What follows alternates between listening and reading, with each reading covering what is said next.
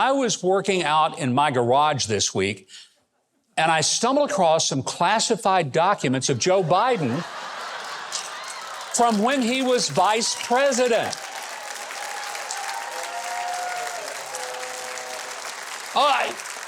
I was as surprised to find them in my stuff as Joe Biden said he was, that he had them next to his Corvette. I would turn them over to the FBI, but they don't seem to care. They just tell some of Joe's staff and lawyers to come over and pick them up when it's convenient. And to make it easy, they'd ask for me to just leave the garage door open and put the boxes near the door and mark them top secret, highly classified documents. By the way, I also found a box of some formerly classified documents from Donald Trump's White House that had been declassified by the former president.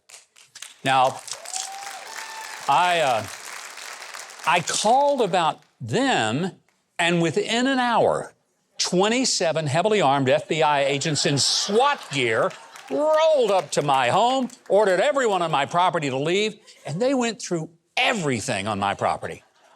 I'm not talking just the boxes of documents that were in a locked closet. I mean, they went through everything. They went through my wife's closet and tried on her clothes. I knew this whole transgender cross-dressing thing was big in the Biden administration, but wow.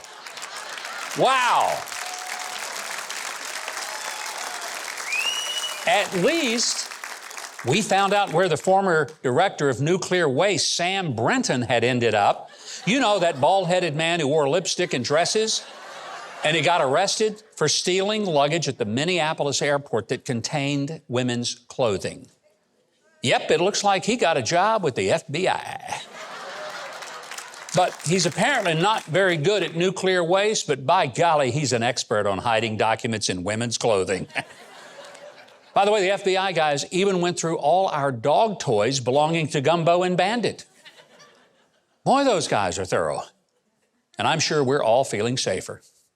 We also found out that when acquiring property in California, Hunter Biden filled out some papers indicating that he actually owned his father's Delaware home because he listed it as one of his assets.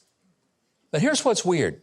He also indicated that he was paying $50,000 a month in rent for that same house that he said he owned. Boy, that Joe Biden is no dummy. He gives his son the house where he lives in so that Hunter has to pay for the taxes, the upkeep, and the utilities. And then Hunter turns around and pays his dad $50,000 a month in rent for a house that Hunter owns. Wow. I got a great idea. I lived in the Arkansas governor's mansion for almost 11 years. So by sheer squatter's rights, I guess I could claim it's mine. I'm going to charge my daughter $50,000 a month to rent it from me. Yeah. Heck, it was working for Joe. He may not know how to pronounce his vice president's name. As Kamala said, we're... Kamala? I thought it was Kamala. But hey, Joe, you're standing next to her. Maybe she'll correct you next time. Or he had a hard time remembering the name of the person that he nominated to the Supreme Court. Those are the words of Ketanji Brown Jackson, our Supreme Court Justice. Yeah, Supreme Court Justice, you know her name, whatever it is. He even had a hard time getting the name of the daughter-in-law of Dr. Martin Luther King, who he sang happy birthday to at special service. Watch. Happy birthday, dear Valen. Happy birthday to you. Do what? Happy birthday, dear whatever her name is. Anyway, this talk about him being an adult old man who shakes hands with ghosts or who has to be let off the stage, folks, it belies the fact that he's figured out a way to make millions of dollars by giving away his house to his son, who then turns around and pays him $50,000 a month in rent, and how to be oblivious to the business deals that same son made while hitching a ride on Air Force Two with his pop on a trip to China. You know, that business deal with some fellows affiliated with the Chinese Communist Party that made Hunter and Joe multimillionaires, that trip. And then Hunter was able to make the transition to artist. Though never having had a single art class or painted before, he was able to launch his art career by selling his paintings for up to $500,000 each, one like this one. No starving artist there, I'll tell you.